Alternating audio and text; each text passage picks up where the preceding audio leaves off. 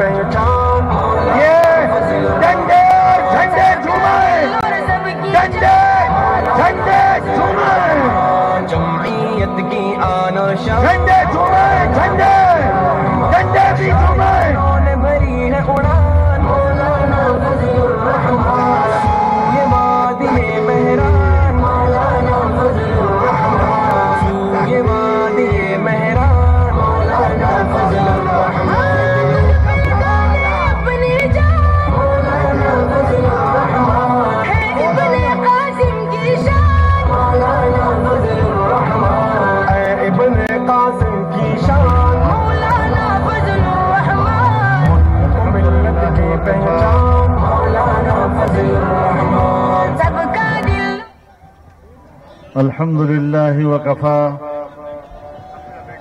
وسلام على عباده الذين اصطفى لا سيما على سيد الرسل وخاتم الأنبياء وعلى آله وصحبه ومن بهديه مهتدى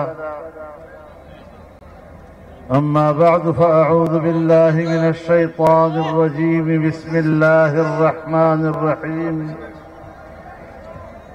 يريدون ليطفئوا نور الله بأفواههم والله متم نوره ولو كره الكافرون صدق الله العظيم. اسٹیج پر موجود زعماء قوم،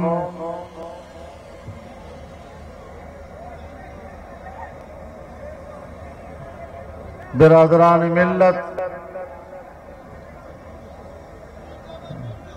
میرے دوستوں، میری بہنوں،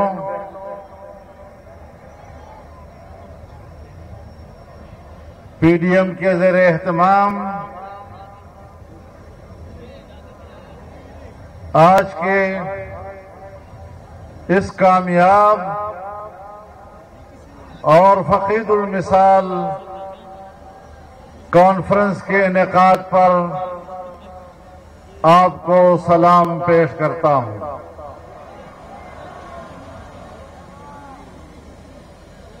میرے محترم دوستوں، پی ڈی ایم کے قائدین نے ملک کے حالات اور ملک کی سیاست کے ہر پہلو سے آپ کو آگاہ کیا. یقیناً میں ان کے ارشادات پر اضافہ تو نہیں کر سکتا، لیکن موجودہ جعلی حکمرانوں کی 3 سالہ کارکردگی پر اتنا تبصرہ ضرور کر سکتا ہوں کہ ان 3 سالوں میں انہوں نے پاکستانی ریاست کو ایک غیر محفوظ ریاست بنا دیا اور پاکستانی قوم کو ایک غیر محفوظ قوم بنا دیا ہے. قومیں آگے کی طرف بڑھتی ہیں، دنیا کے اقوام کے ساتھ قدم ملا کر آگے کو جاتی ہیں. آج دنیا آگے بڑھ رہی ہے، لیکن پاکستان پیچھے کی طرف دھکیل دیا گیا ہے. ظاہر ہے کہ ایسی صورتحال پر ہم خاموش تماشائی نہیں رہ سکتے.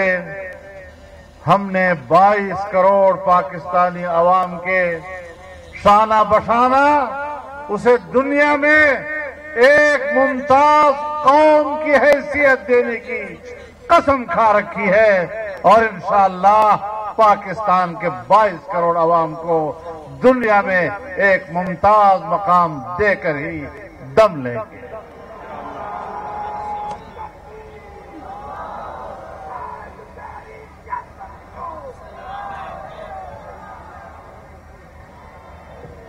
میرے محترم دوستو، بہت سے اسباب آئے، رمضان شریف گزرا، گرمی کا موسم گزرا، کورونا کی صورتحال ایک عالمی وبا کی طرح اس معاشرے پر چھا گیا، جس کی وجہ سے یقیناً پی ڈی ایم کے جلسوں کا تسلسل کچھ عرصہ کے لیے متاثر ہوا اور تبصرے ہونے لگے کہ پی ڈی ایم خاموش ہو گیا ہے۔ آج کا جلسہ بتا رہا ہے، تاحد نظر انسانوں کا سمندر بتا رہا ہے، آپ کا جوش اور آپ کا جذبہ بتا رہا ہے کہ آپ زندہ ہیں، پی ڈی ایم زندہ ہے، ہم فعال ہیں اور ہم نے منزل کی طرف رواں دواں سفر کو نہ روکا ہے نہ روکیں گے۔ محرم کا مہینہ ہمیں یہی بتلاتا ہے کہ یزید کے ہاتھ پر بیعت نہیں کرنی ہے۔ زندہ ہے جمعیت، زندہ ہے جمعیت، یہ تیری جمعیت، یہ میری جمعیت، یہ سب کی جمعیت، زندہ ہے پی ڈی ایم، زندہ ہے پی ڈی ایم۔ میرے محترم دوستو، آج ہم پھر اس بات کا اعادہ کرتے ہیں کہ یہ حکومت ناجائز ہے، اس کو کوئی عوامی مینڈیٹ حاصل نہیں، یہ جعلی ووٹ کے ذریعے سے جبر کی بنیاد پر کرسی پر مسلط ہے، اور جو جبر کے طبقے ایسے حکمرانوں کی پشپناہی کر رہے ہیں، انشاءاللہ ہم نے مرد میدان بن کر میدان میں ان کا بھی مقابلہ کرنا ہے اور دنیا کو بتانا ہے کہ پاکستان میں کسی خاص طبقے کو ملکی سیاست میں حصہ لینے اور دخل اندازی کرنے کا کوئی حق حاصل نہیں ہے۔ اے ابن قاسم کی شان مولانا فضل الرحمان۔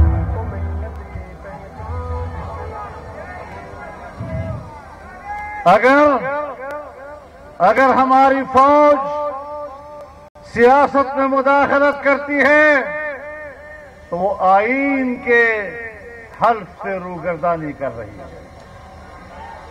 اگر ہم اس طرح کی جمہوریت کو تسلیم کرتے ہیں تو پھر ہم نے پارلیمنٹ میں جو بار بار حلف اٹھائے ہیں، پھر ہم اپنے حلف سے روگردانی کرتے ہیں۔ ہر ایک کو اپنے حلف پر قائم رہنا چاہیے اور ہم اپنے حلف پر قائم ہیں کہ آئین کے مطابق اس ملک کو حکمرانی دینی ہے، قانون کی بالادستی اور پارلیمنٹ کی بالادستی، اور اس کے نیچے ہم نے ملک کے نظام کو چلانا ہے۔ میرے محترم دوستو، پاکستان کی معیشت کو سالانہ ترقیاتی تخمینہ 5.5% کا قوم کو دیا گیا اور اگلے سال کے لیے 6.5% کے تخمینے کا اعلان ہوا، لیکن اس نااہل حکومت نے پاکستان کی سالانہ ترقی کا تخمینہ 0 سے بھی نیچے گرا دیا۔ آج ہماری معیشت جمود کا شکار ہے، اور یہ جو 1-2 پوائنٹ آپ بتاتے ہیں، یہ بھی تم جھوٹ بول رہے ہو۔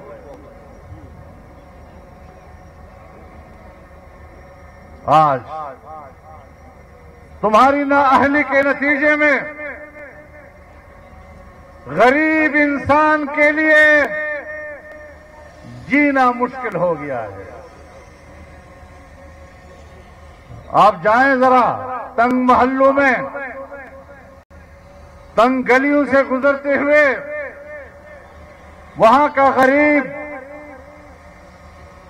جب پہلے ایک حویلی میں 5 افراد ہوتے تھے تو 3 باروزگار ہوتے تھے اور 2 بے روزگار ہوتے تھے. آج ایک حویلی کے اندر اگر 5 افراد موجود ہیں تو 4 بے روزگار ہیں اور ایک ہی مشکل سے روزگار پر ہے. آپ بتائیں ایک آدمی اس معمولی سی مزدوری میں پورے خاندان کو کیسے پال سکے گا؟ آج غریب آدمی کی جیب میں اتنا پیسہ نہیں ہے کہ وہ بازار سے راشن خرید کر لا سکے. کئی 100 گنا مہنگائی بڑھ گئی ہے. آج گندم اور آٹا نہیں مل رہا ہے. آج چینی ناپید ہو رہی ہے. آج گھی لوگوں کو نہیں مل رہا. آج دوائیوں کی قیمتیں کہاں پہنچ گئی ہیں؟ چند روز پہلے میں ایک ڈاکٹر سے بات کر رہا تھا جو اپنے کلینک کا مالک ہے، میڈیکل سینٹر کا مالک ہے. وہ کہتا ہے میں اپنے علاج کے لیے دوائی نہیں خرید سکتا، اتنی مہنگی ہو گئی. کہاں تو نے ملک کو پہنچا دیا؟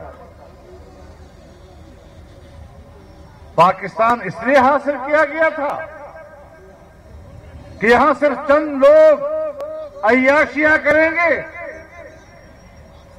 اور ایسے نااہل لوگ قوم پر حکومت کریں گے. پاکستان نااہلوں کے لیے نہیں بنا تھا. لوگوں اٹھو، انقلاب لاؤ.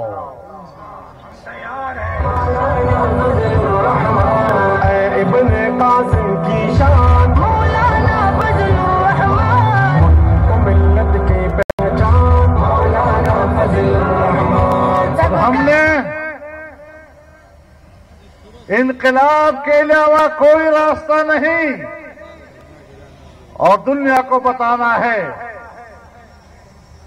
کہ ہم نے جو عہد و پیمان کیا ہے آپس میں بھی اور قوم کے ساتھ بھی، انشاءاللہ اس عہد و پیمان پر ہم پورا اتریں گے.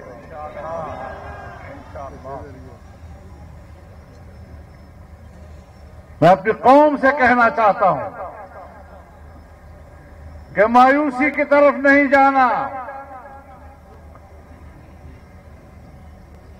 مچھلی سے کسی نے کہا، بلکہ سمندر نے کہا، کب تک تیرتے رہو گے؟ تھک جاؤ گے؟ تو مچھلی نے کہا جب تک تیرے اندر موجیں مارنے کی سکت ہے تب تک میرے اندر ان موجوں میں تیرنے کی سکت ہے.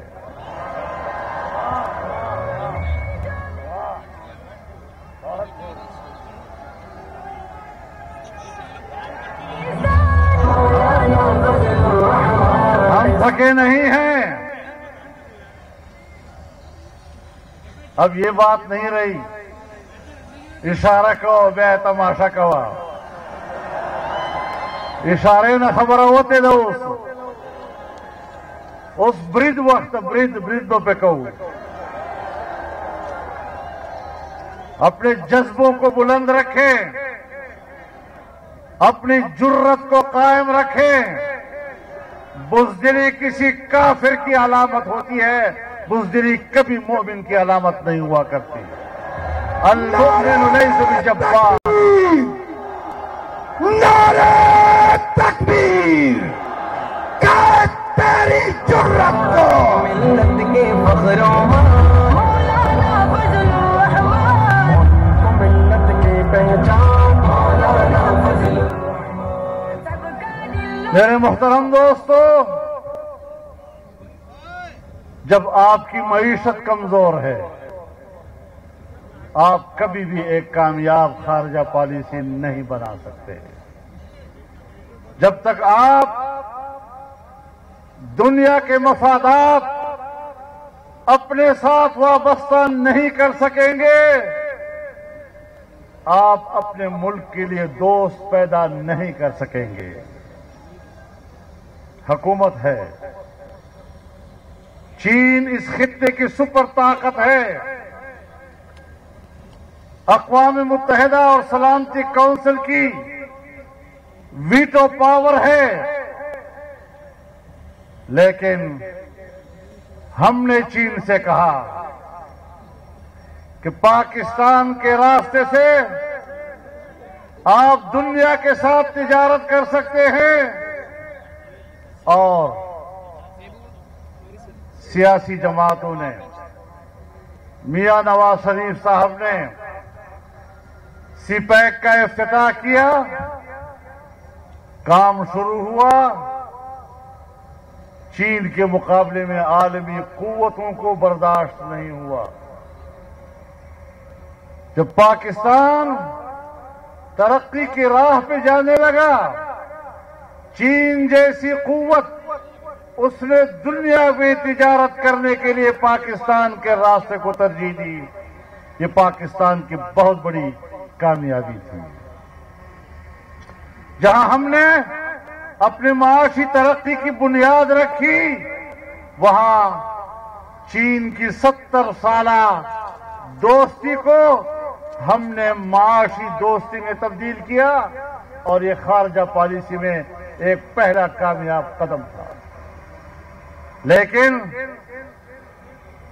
جو عمران خان کبھی کبھی نمائش کرنے کے لیے امریکہ کے خلاف ایک آج جملہ بھی کہہ دیتا ہے، اس نے امریکی ایجنٹ کا کردار ادا کرتے ہوئے، یہودی ایجنٹ کا کردار ادا کرتے ہوئے پاکستان کو دوستوں سے محروم کیا، پاکستان کی معیشت کو زمین پہ بٹھا دیا، اسے زمین بوس کر دیا۔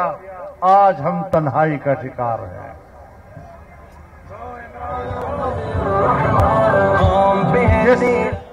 جس امریکہ اور جس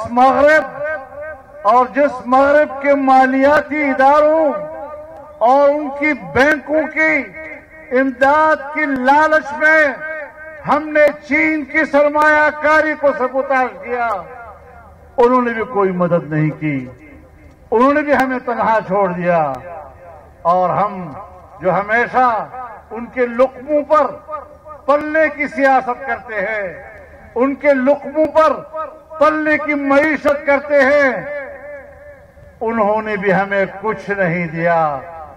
اور آج ہم کہہ رہے ہیں کہ افغانستان میں ہم کسی بھی کارروائی کے لیے پاکستان کے ہوائی اڈے نہیں دیں گے۔ تم سے اڈے مانگے کس نے ہیں؟ وہ اڈے تو خود وہ پہلے سے اپنا سمجھتے ہیں، اور ان کی فضائیں اب بھی استعمال ہو رہی ہیں، لیکن تم اڈوں کی بات کرتے ہو۔ تم نے تو کل پرسوں امریکیوں کو پورے اسلام آباد کے ہوٹلیں مہیا کر دیے ہیں، کراچی کے ہوٹل سارے ان کے حوالے کر دیے، پورے ملک کے ہوٹل ان کے سامنے بچھا دیے۔ کس بنیاد پہ؟ کس بنیاد پہ؟ ان کے لیے کوئی ویکسین شرط نہیں ہے؟ جو افغانستان میں 20 سال انسانیت کا خون کر چکا ہے، جو انسانی حقوق کو پامال کر چکا ہے، اور جس کے ہاتھوں سے اور جس کی انگلیوں سے انسانیت کا خون ٹپک رہا ہو، اسے انسانیت کی قیادت کرنے کا کوئی حق حاصل نہیں ہے۔ نعرہ تکبیر! امریکہ! امریکہ! امریکہ! جو امریکہ جو یار!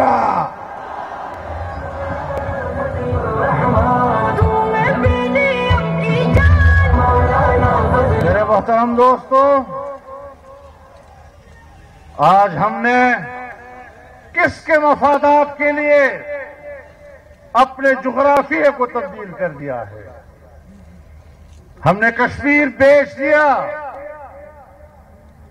اس مودی کو، جو مودی ہمارا فون سننے کے لیے تیار نہیں۔ جو مودی ہمارا فون اٹھانے کو تیار نہیں.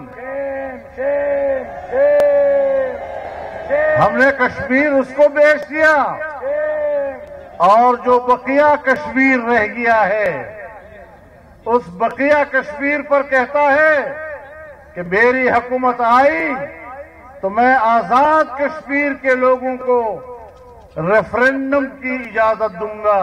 ان کی مرضی ہے وہ آزاد زندگی گزاریں, ان کی مرضی ہے وہ پاکستان کے ساتھ رہیں. تمہیں تو پاکستان کا ریاستی موقف ہی معلوم نہیں ہے.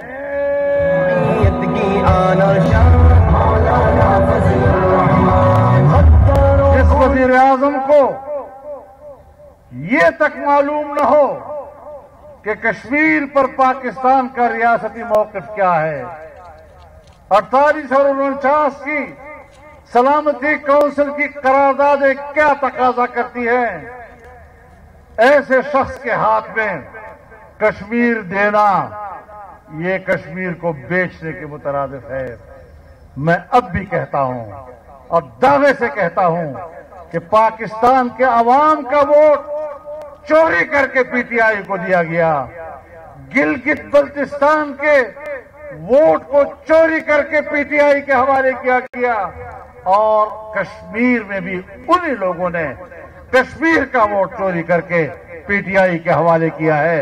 یہ لوگ نااہل ہو کر حکومت کرنے کا حق نہیں رکھتے. کشمیر فروش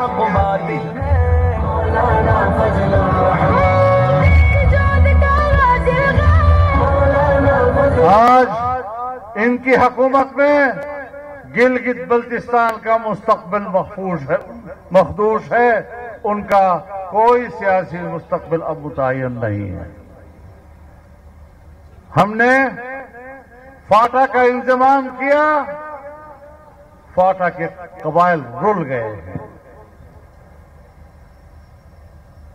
1.5 سے 2 کروڑ کی قبائل کی آبادی پچھلی مردم شماری میں 50 لاکھ لکھی گئی, اس لیے کہ انہیں اپنے ملک میں ہجرت کرنے پر مجبور کر دیا گیا. آج ایک ایک گاؤں اور ہر قبائلی کا گھر تباہ ہو چکا ہے. وہ کھنڈروں میں واپس آ رہے ہیں, اور ہم نے جو ان سے وعدہ کیا تھا کہ ہم ہر سال تمہیں 100 ارب روپیہ دیں گے, 10 سال تک آپ کو دیں گے 1000 ارب روپیہ. 5 سال گزر گئے ہیں, ہم نے اب بھی ان کو 100 ارب تو کیا 5 سال میں بھی 50 ارب روپے مشکل سے دیے ہیں. کہاں خرچ ہوئے ہیں؟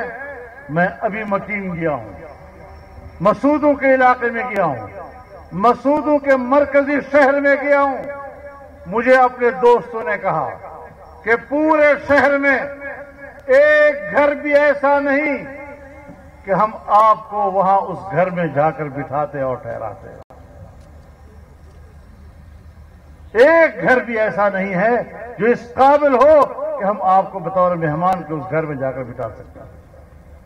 اور بالآخر ہمیں ایک اسکول میں آپ کے لیے جگہ بنانی پڑی مہمانوں کے لیے. کس کرب سے قوم گزری, اور آنے والے مستقبل کا کوئی علم نہیں ہے کہ ہمارے پڑوس ممالک کے ساتھ ان اقدامات کی وجہ سے پاکستان کے تعلقات کی نوعیت کیا ہوگی. ہمیں اندھیرے کی طرف دھکیل دیا گیا. میرے محترم دوستو, اس طرح کا جغرافیہ تبدیل کیا جا رہا ہے کہ جس کا کچھ پتہ نہیں. یہاں پر صرف ٹیریٹری اور خطے کو نظر میں رکھا جاتا ہے, خطے میں رہنے والے عوام کو اور لوگوں کی کوئی حیثیت نہیں ہوا کرتی. یہ کس کی پالیٹکس ہے, یہ کس کا فلسفہ ہے؟ آپ کو اس بارے میں علم حاصل کرنا چاہیے. میرے محترم دوستو, بدامنی کا ذکر ہوا, ہمیں بڑے نوید بتائے گئے. ہم آپریشن کر رہے ہیں, دہشت گردوں کے خلاف کر رہے ہیں. ہم نے دہشت گردوں کا خاتمہ کر دیا ہے. ہم نے کہا ہمیں یہی چاہیے کہ پاکستان کے ہر شہری کو امن ملے۔ میں جس علاقے سے تعلق رکھتا ہوں، میرے پیچھے قبائلی علاقہ ہے، اس کے پیچھے افغانستان ہے۔ آج بھی صورتحال جوں کی توں ہے۔ کس بنیاد پر تم نے قوم کے بچوں کو اپنے ملک پہ ہجرت پر مجبور کیا؟ میری بیٹیوں کو، میری بہنوں کو، میری ماؤں کو گھروں سے نکال کر تم نے کتنے سال اس ملک کے اندر در بدر کر کے گھر گھر ان کو بھیک مانگنے پہ مجبور کیا، ان کی طرز معاشرت تبدیل کر دی، اور پھر اس ماحول میں تم نے ان این جی اوز کو بھیجا جو سوائے فحاشی اور عریانی پھیلانے کے ان کا اور کوئی کردار نہیں ہوتا۔ انسانیت کے نام پر کس طرح انسانیت کی عزتیں لوٹی جاتی ہیں۔ میرے محترم دوستو، انشاءاللہ العزیز اب پاکستان میں صرف جلسے نہیں ہوں گے، جلسے بھی ہوں گے اور روڈ کاروان بھی چلیں گے۔ اب استحکام پاکستان مولانا فضل الرحمان، کو ملت کی پہچان مولانا فضل الرحمان۔ روڈ کاروان بھی چلیں گے اور اسلام آباد کی طرف مارچ بھی ہوگا انشاءاللہ۔ مولانا فضل الرحمان، ختم نبوت کی خاطر مولانا فضل الرحمان، تن من ہے تیرا غازل مولانا۔ افغانستان میں آج امارت اسلامیہ کی طرف سے وسیع البنیاد حکومت کی پیشکش بھی ہوئی، عام معافی کا اعلان بھی ہوا۔ 20 سال میں ان کے ساتھ جو ہوا، گوانٹانامو بے میں ہوا، بگرام جیل میں ہوا، شبرغان جیل میں ہوا، جو انسانی مظالم ان کے ساتھ ہوئے، آج انہوں نے سب کچھ معاف کر دیا ہے اور سب کو کہا ہے آؤ حکومت میں شریک ہوں۔ میں افغانستان کی تمام سیاسی قوتوں سے کہنا چاہتا ہوں کہ جس فراخ دلی کا مظاہرہ افغانستان کی ایک فاتح امارت اسلامیہ نے کیا ہے، آپ کو بھی اسی فراخ دلی کے ساتھ ان کی اس دعوت کو قبول کر لینا چاہیے۔ جو غیر مشروط پیشکش انہوں نے کی ہے، آپ بھی ان کی پیشکش کو غیر مشروط طور پہ قبول کریں۔ میں امریکہ اور مغربی دنیا سے بھی کہنا چاہتا ہوں، معاہدہ تم نے کیا ہے، معاہدے کی پاسداری کرو اور افغانستان میں ایک وسیع البنیاد حکومت کے قیام کے لیے اب نئی شرطیں نہ لگایا کرو۔ مان لو، دل سے مان لو کہ تم شکست کھا چکے ہو۔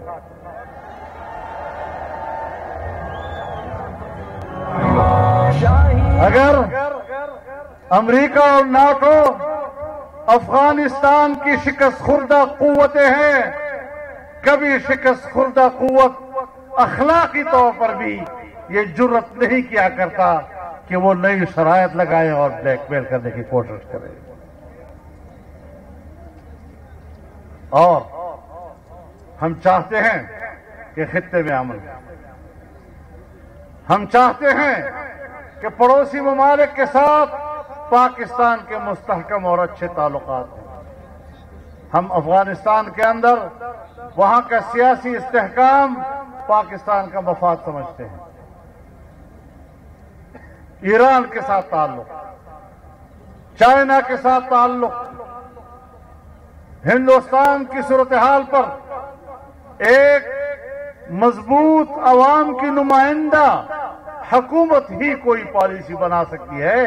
یہ ڈرپوک، اب کیا ان کو کہوں، کیا چیز ہے، یہ پاکستان کی پالیسی بنا سکتے ہیں؟ یہ اس بات کی پالیسی بنا سکتے ہیں کہ ہم نے آج کا دن کس نشے میں گزارنا ہے۔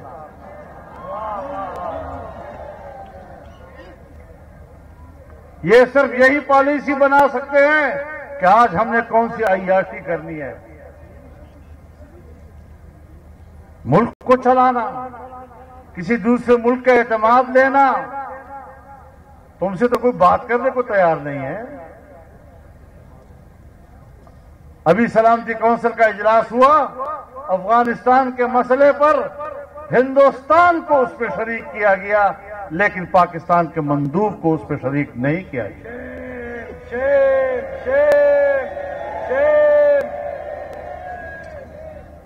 تم نے انسانی حقوق، اقوام متحدہ کے انسانی حقوق کمیشن میں ایک قرارداد پیش کی.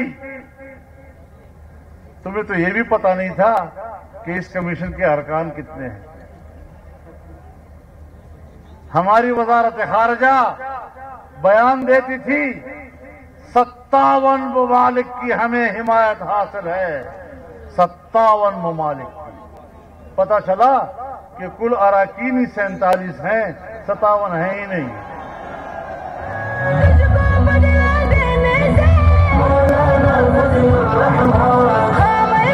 اور پھر قرارداد پیش کرنے کے لیے دنیا کے 16 ممالک کی حمایت ضروری تھی. ہم 16 ممالک کی حمایت بھی حاصل نہیں کر سکے. پاکستانیوں، اب تو ذرا سوچ لو کہ ہم نے قربانیاں دے کر پاکستان کو بچانا ہے. قربانیاں دے کر پاکستان حاصل کیا گیا. آج وہی پاکستان اپنی بقا کے لیے ہم سے قربانی مانگ رہا ہے. ہم نے قربانی کے لیے میدان میں نکلنا ہے یا نہیں؟ ہم نے سڑکوں پہ آنا ہے یا نہیں؟ آج ہمارے ملک میں وکلاء احتجاج پر، میڈیا کے لوگ احتجاج پر، ڈاکٹر احتجاج پر، مزدور احتجاج پر، اور ابھی حال ہی میں 17,000 ملازمین کو برطرف کر دیا گیا. گو کہ یہ کام ہمارے ایک جج صاحب نے کیا. تاہم جج بھی اگر ظلم کا فیصلہ کرے گا تو ہم اس پر اپنا احتجاج نوٹ کرانے کا حق رکھتے ہیں. ہم لے کے رہیں گے، ہم لے کے رہیں گے. اس جوش سے لیں گے، اس نشائی سے لیں گے. تو نہ اس ملک کی سیاسی طور پر اس حکومت کا کوئی جواز، نہ کارکردگی کے لحاظ سے اس کا کوئی جواز، نہ معاشی حوالے سے وہ قوم کو کچھ دے سکی، نہ امن و امان کے حوالے سے یہ ملک کو کچھ دے سکی. پچھلی حکومت نے اگر کچھ دیا تھا وہ بھی برباد کر دیا. ظاہر ہے جب ایک شریف آدمی، عقل مند آدمی اپنا کمایا ہوا پیسہ، اپنی دولت راستے میں چلتے ہوئے ایک دیوانے اور پاگل کے ہاتھ میں پکڑائے گی تو پھر وہ پیسہ ضائع ہوگا یا نہیں ہوگا؟ ہم نے ایسے مخلوق کے حوالے کیا ہے. وہ کسی زمانے میں کہتے ہیں ملک کا ایک بادشاہ جیل میں گیا تو پاگل خانے میں چلا گیا.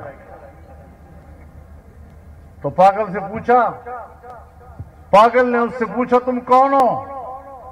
اس سے کہا میں ملک کا صدر ہوں. پاگل نے کہا جب میں جیل خانے سے باہر ہوتا تھا تو میں بھی اپنے آپ کو صدر کہتا تھا.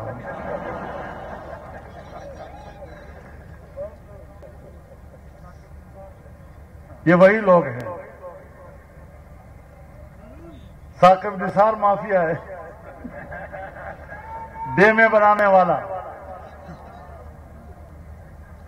ایسے عناصر سے ملک کو آزاد کرنا ہے. ایسے کرپٹ لوگوں سے ملک کو آزاد کرانا ہے. دوسروں کو تانے دیتے ہو، تمہارا احتساب کرنا ہے. کہاں گیا فارن فنڈنگ کیس کا مسئلہ؟ کہاں چلا گیا وہ مسئلہ؟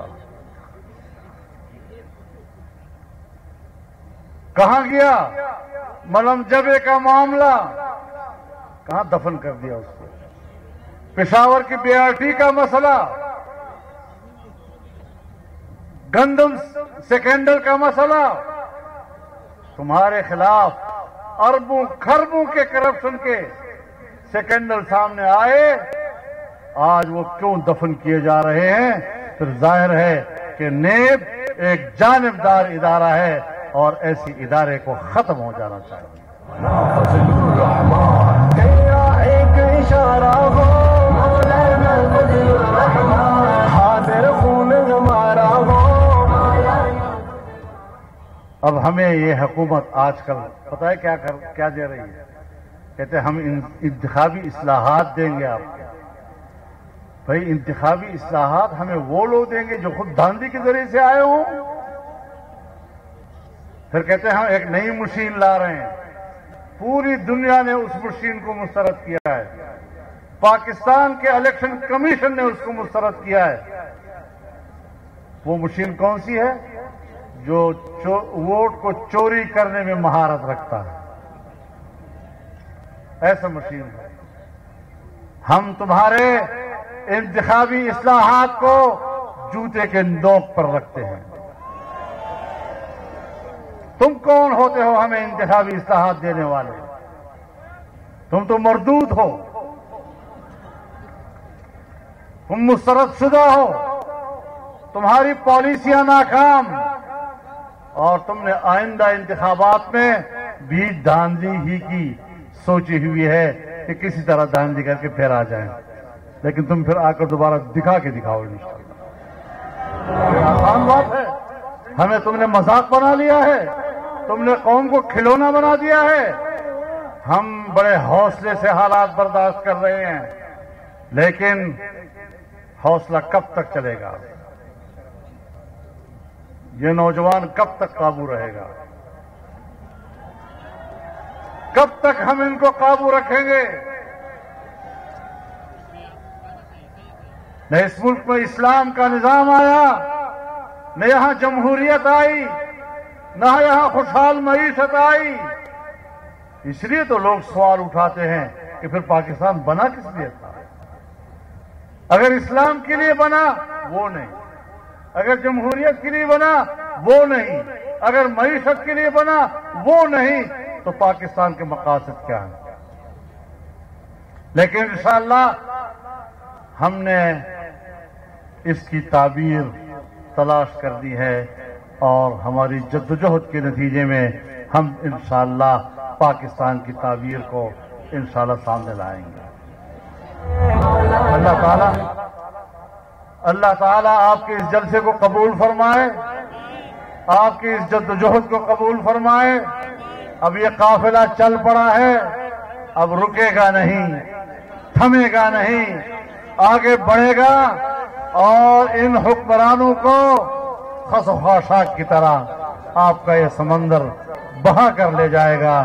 اللہ ہمارا حامی و ناصر ہو۔ وآخر دعوانا ان الحمدللہ رب العالمین۔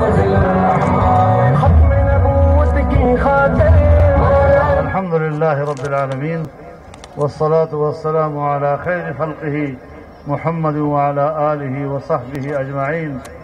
اللهم انا نسألك الخير كله عاجله وآجله ما علمنا منه وما لم نعلم، ونعوذ بك من الشر كله عاجله وآجله ما علمنا منه وما لم نعلم۔ میرے دوستو، ہمارے انتہائی بزرگ اور قابل احترام مولانا عبدالرزاق سکندر صاحب دنیا سے تشریف لے گئے، اور علماء کرام ہمارے